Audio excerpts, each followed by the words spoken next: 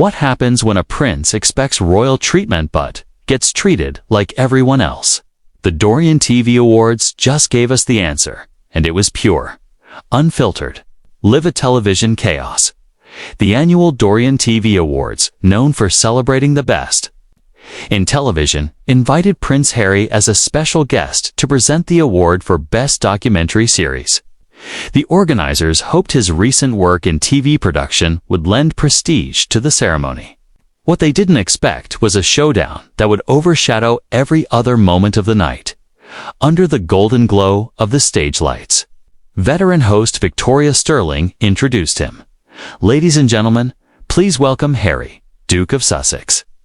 Polite applause filled the room until Harry stepped to the mic, his expression tight. "Thank you, Victoria," he began, his tone already edged with frost. "Though I believe there's been some confusion.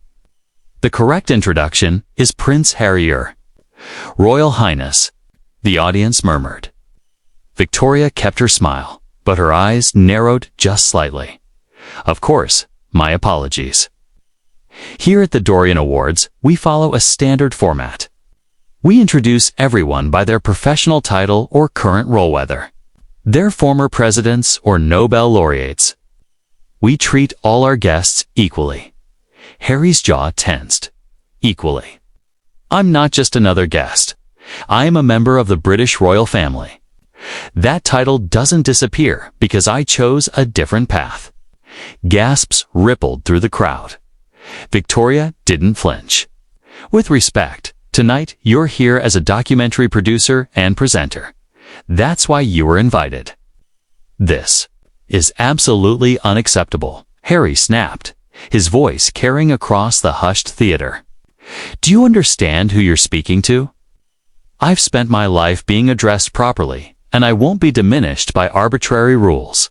The tension was thick enough to cut with a knife. Audience members shifted uncomfortably. Cameras caught the frozen smiles of A-list guests in the front row.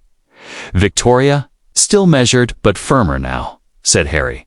"I'm going to ask you to lower your voice. We are live, and this behavior is not appropriate for our viewers." "Inappropriate." Harry let out a sharp laugh. "What's inappropriate is your disregard for basic courtesy. I came here as a favor, and you greet me with disrespect." She glanced toward the producers at stage left, but Harry pressed on. "You know what, Victoria? This production is beneath the standards I'm accustomed to. If you can't respect who I am and what I represent, perhaps I shouldn't be here at all." Victoria tried to steer things back. "Let's move forward with the award presentation, our viewers." Harry cut her off, voice dripping with disdain. "Your viewers should know exactly how you treat your guests." The moment was electric, uncomfortable, unpredictable, and impossible to look away from. What was supposed to be a celebration of television excellence had become a live masterclass in public implosion. Harry's eyes burned with disdain. These people didn't tune in to see Harry, documentary producer Victoria. They came to see Prince Harry. And if you can't give them that, you're failing Vend men. The tension in the room tightened like a bowstring. Victoria straightened, her patience thinning to a thread. "Harry, I'm going to be blunt. This is my show, our rules. If you can't conduct yourself professionally, you may want to reconsider your participation." Something shifted in Harry's expression, anger, crystallizing into something darker. His voice dropped to a dangerous whisper. "Did you just threaten me on live television?" Victoria's own composure cracked just enough for her eyes to narrow. "That wasn't a threat, was a fact. This is a professional setting. You can't behave accordingly. Your role here becomes questionable." The room fell silent. Even the cameras seemed to lean in. Harry's face cycled from shock to fury to utter disbelief that someone had dared to push back. "You have no idea what you've just done," he said, voice trembling. "Do you understand the gravity of publicly confronting a member of the royal family? This isn't some celebrity spat. This could be an international incident. Victoria let out a sharp, incredulous laugh. An international incident. Harry, you're on a TV award show, not negotiating peace in the Middle East. Your sense of self-importance is staggering. The jab landed like a punch. Harry's mouth opened and shut before he finally snapped. My sense of self-importance. I am important. I represent something bigger than this little show, bigger than your career, bigger than anything you've ever achieved. Oh, really? Victoria's tone had gone arctic. And what exactly do you represent? Because from where I'm standing, you represent someone who left royal duties but still expects royal treatment. You can't have it both ways. The audience gasped. Someone had said aloud what millions were thinking. They'd said it to Harry's face. How dare you? Harry exploded, no longer caring about decorum. How dare you reduce everything I've sacrificed to a soundbite for your pathetic show? Harry, Victoria shot back. The only one making this about your sacrifices is you. You. We're invited to present an award, not to host a therapy session about your life choices. This isn't therapy. Harry's voice hit a pitch that made the front row visibly wince. This is me trying to maintain dignity while you humiliate. Me in front of millions. Nobody's humiliating you but yourself, Victoria countered, unflinching. Your behavior right now is far more damaging to your reputation than anything I could ever say. My reputation, Harry hissed, stepping closer, finger pointed at her. It's built on decades of service, charity, and representing the crown. And you think one appearance will change that? I think, Victoria replied evenly. This appearance is showing people exactly who you are when you don't get your way, and it's not a good look. Something in Harry seemed to snap. His voice dropped low again, but this time it carried a cold threat.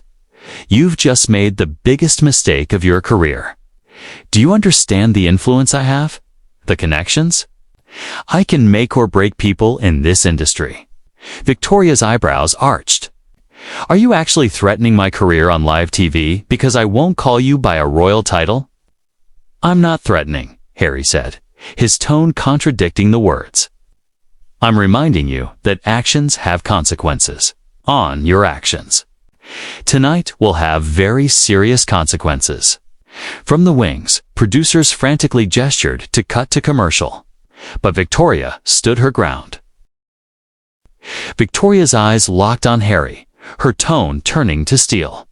If you think you can bully me into submission because I won't bow to your demands, you've badly misjudged me.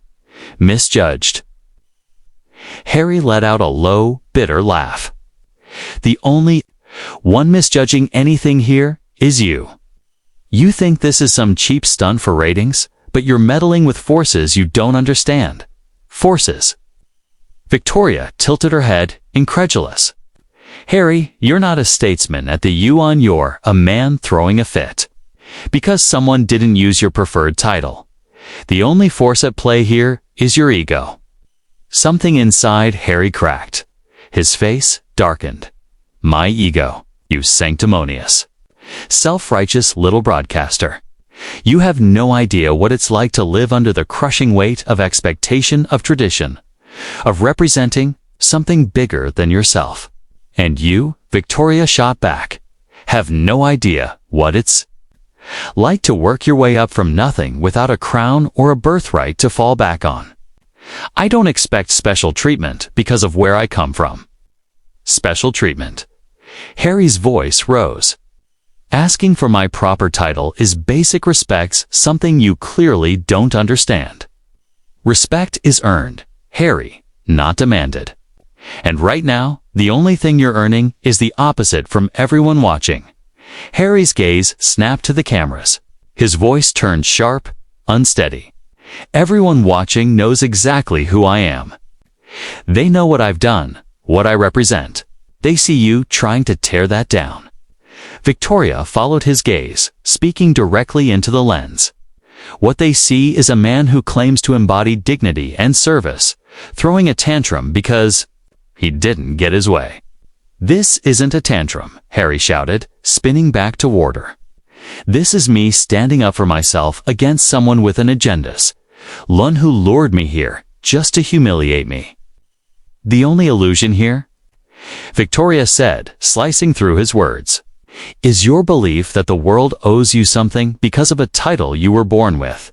Silence, the kind that sucked the air out of the room. Harry's voice dropped to a whisper, every syllable laced with venom.